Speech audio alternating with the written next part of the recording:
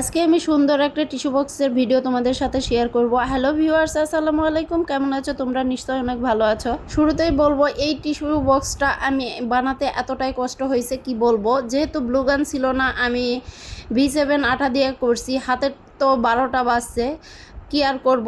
এই আঠাগুলো যখন উঠাইছি আমার হাতটা সেই জ্বালা পোড়া শুরু হয়েছে, কোনো কিছু করতেও পারতেছি না, আর নখের এতই ব্যথা কি বলবো। আর এই টিস্যু বক্সটা যখন করছি তখন সারাটা দিনই চলে গেছে এটার পিছনে, কারণ যখনই একটু করে কাজ করি তখনই আমার ছেলে আসে, আবার আমি তাকে পাঠিয়ে দেওয়ার পর আবার কাজ শুরু করি, আবার সে আসে। সে এতটাই বিরক্ত করতেছে কি বলবো। ও মনে করছে তার জন্য গাড়ি তৈরি করতেছি, সে তো মহা খুশি। আমি তো একবার রান্নাঘরে আসছি, তখন রান্নাঘর থেকে যাওয়ার পর দেখতেছি আমার ছেলে সব কিছু খুলে সব উল্টা করে লাগায় রাখছে। কি বলবো, এই কাজটা এতটাই প্যারার মধ্যে করছি।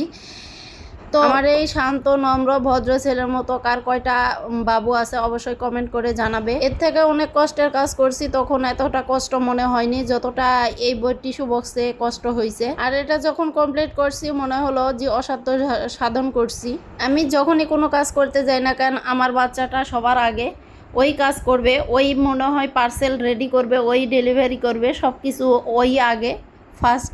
বড় হলে কি হবে জানি না। আমার এই ছেলেটা গার্জিয়ান হিসেবে আমার খুব সাপোর্ট করে। কেউ কিছু নিতে আসলে সে আগেই বলে কি লাগবে আন্টি, কি লাগবে আপু। মাশাআল্লাহ, আমার ছেলের জন্য দোয়া করবেন। নেক্সট ব্লগে দেখা হবে নতুন কোনো ভিডিও নিয়ে। আসসালামু আলাইকুম, আল্লাহ হাফেজ।